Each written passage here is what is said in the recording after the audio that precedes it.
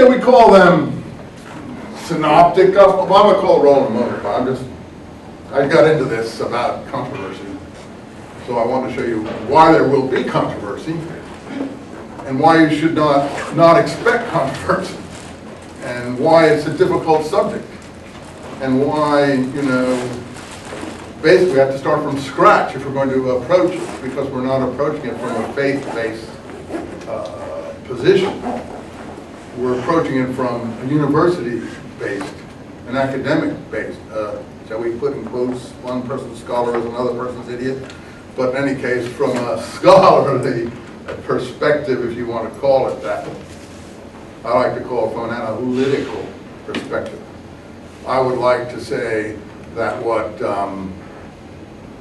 passes here should be able to pass muster in a mechanical engineering department, in an electronics department, in a physics department, in a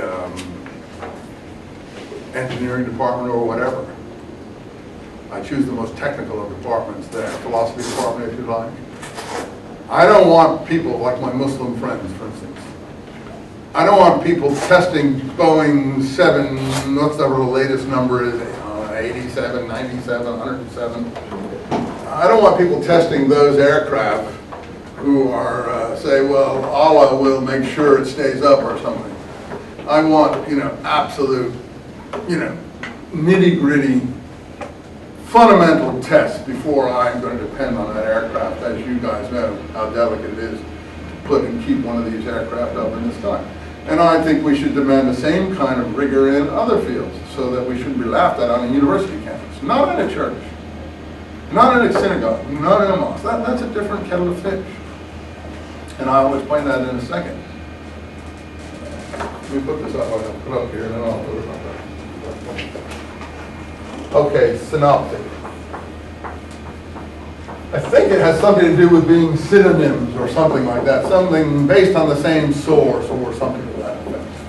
So in case you don't know, and I'm sure most of you have heard, is those three are more or less variations with differences on similar or the same source. And they more or less agree on progression of events, episodes. There's differences. We'll show the differences when we can, if we have time, and things of that kind. Most of the sayings, except for added or subtracted ones, Mark's the shortest. I think Matthew and Luke are about the same length. Sometimes, as we'll see, one agrees with Mark, other times they agree with each other, and so on. But John is considered a different source. And he is a different source. He has so many different readings, progression of events. For instance, for Mark, the chasing of the money changers out of the temple comes when? Later. No, earlier. At the beginning of the so-called the ministry. I don't know if we called it a ministry in those days. And I say so-called ministry because I'm not sure what you would have called this at that point, if we can call something anything at that point. Anyway, it comes at the beginning of the ministry. And in Matthew, Mark, and Luke, what's the chasing of the money changes out of the temple used for? It triggers, as it should do, if it happened in the way it's portrayed,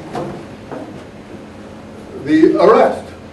I can't go into Disneyland and say, I don't like the way you guys are up. No, Disneyland's okay now. San Diego Wild Animal Park is better.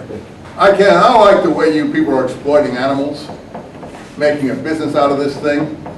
And I'm going to go into your guest shop, and I'm going to overturn all your cash registers and throw down all your displays and so on and so forth. Because I think my animals should be free or treated better than you're treating them and so on and so forth. Well, what would happen to me? I wouldn't just be able to walk away. I mean, first people in the shop would jump on me and beat the living daylights out of me if I had done any such thing. I don't know if you've ever been to the Middle East, but you can see what's going on in the Middle East at the moment. It's not much different now, I dare say, than it probably was then. And I'd like to see you go into Beirut, Lebanon, into the market and start overturning people's stalls and cages of animals or whatever they're selling, and see what would happen to you. You would get the living heck beaten out of you, okay? And you might survive within an inch of your life. So, I mean, this is that event is, I'm not saying you didn't do it, but that's a revolutionary event, if there ever was one. And the authorities would certainly have gotten involved. So Matthew, Mark, and Luke use it like that to trigger the arrest by the authorities and so on. So he may have gotten away because his band may have been so frightening or so awesome, God's might, or whatever.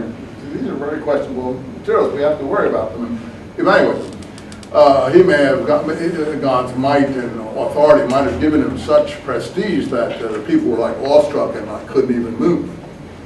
But I know shopkeepers in the Middle East.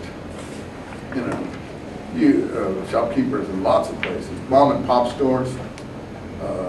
Italy, for instance, I've almost, when I was your age, I used to knock around a lot. I might have been called a hippie or something.